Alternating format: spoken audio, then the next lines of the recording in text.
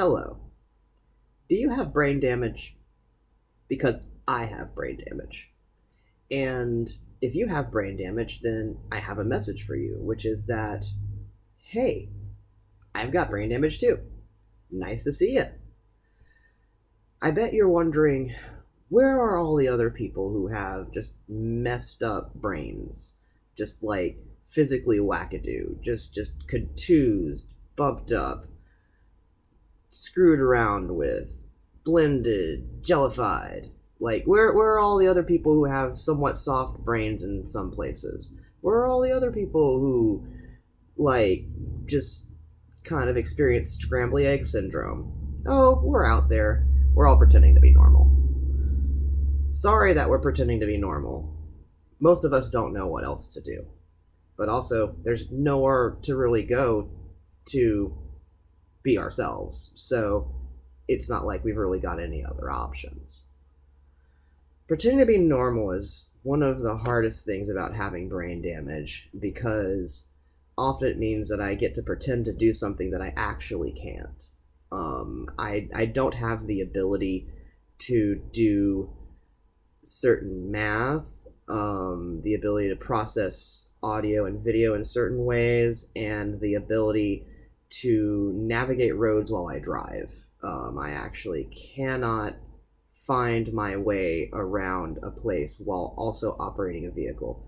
I am at the point where I don't drive. I choose not to drive. I am happier not driving. I think that's one of the interesting things about brain damage is that there's these pretensions that people seem to have about what everybody should or shouldn't be doing and what everybody's required to be doing and what's expected that you be able to do. And one of them is be able to drive a car. And it's strange because we have plenty of public transportation. We have plenty of options for rideshare or other types of taxi services. Yet, we all insist on driving our own car. It seems to be some sort of point of pride, and I don't really know why, because it's a fairly miserable experience to drive, for me at least. Um, Others of you out there may enjoy driving, and if you enjoy driving, I propose that maybe you don't have brain damage. Um, for somebody with brain damage, driving is terrifying. At least for this person with brain damage. Um, I have to constantly be aware of everything that's happening in a 360-degree radius around me while also operating a piece of machinery that is several times heavier than any person and has the ability to murder several people at once. So, no pressure. Um, oh yeah, do you respond badly to jarring noises or surprises or big bangs, sirens, horns, things like that? You might not want to be driving then because apparently that's the entire experience is hearing stuff like that all the time. And if your mind's reaction to hearing those things is to forget everything that was happening or to assume that you're being attacked physically or to wonder if you're about to be hit by a train, even if there are no train tracks around, maybe you shouldn't be driving at all. And when I say you, I mean me. I should not be driving at all. I don't drive anymore. I have not driven a car in over a year, and it feels so good. I think that the best thing about not driving is that I don't have to drive, and I never had to drive in the first place. It's one of the things that I wish I would have known earlier. I spent a long time trying to drive for myself. I am 40 years old now, and I spent the first I basically learned to drive ostensibly at 16, but I got like a learner's permit. I basically got my first vehicle when I was 23 or so. 21, 22. So like, um, a lot of people start driving whenever they're a teenager. I was never comfortable with it at that point in time, and that's why I had a learner's permit instead of a driver's license at that age. Um, that was all I was required to get at the time, and I didn't want to drive a car. I was not excited to drive. I did not consider it a new type of freedom, and I didn't know what to do with it. Driving seemed to be a burden, a chore, and also like an actual problem to solve. It felt like doing really hard math that isn't any fun. There were some math problems I actually found very fun.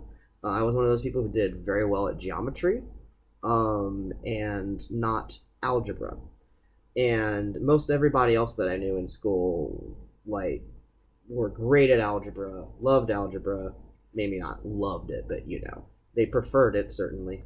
And they hated geometry. They especially hated the logic of it. They hated the methods. They hated proofs. And I loved geometry. Geometry made sense to me. Geometry has semantics that work with the condition of my brain. The parts of my brain that are undamaged and are actually good at things are good at geometry. It's been interesting to deal with because I'm very good at spatial relationships, dimensions, rendering with drawing things in 3D. I'm very good at spatial relationships between objects. Visually, I can do a lot. I can actually interpret what it is that I see into accurate perspective-based drawings on paper. So there are components of my brain that are perfectly capable of handling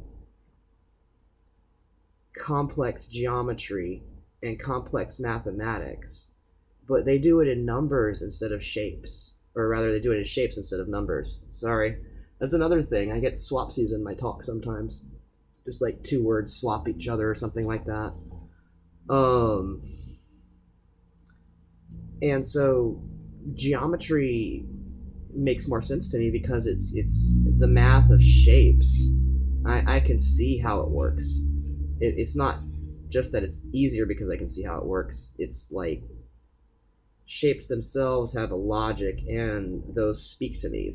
They're symbols. They also mean words and language.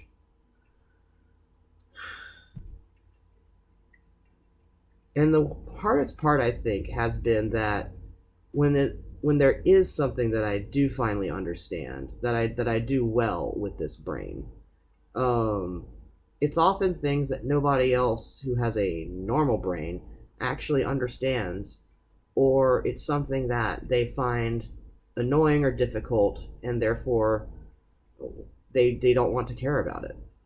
So I find myself in this strange position to where sometimes I can't remember my times tables, but it's much more interesting to me to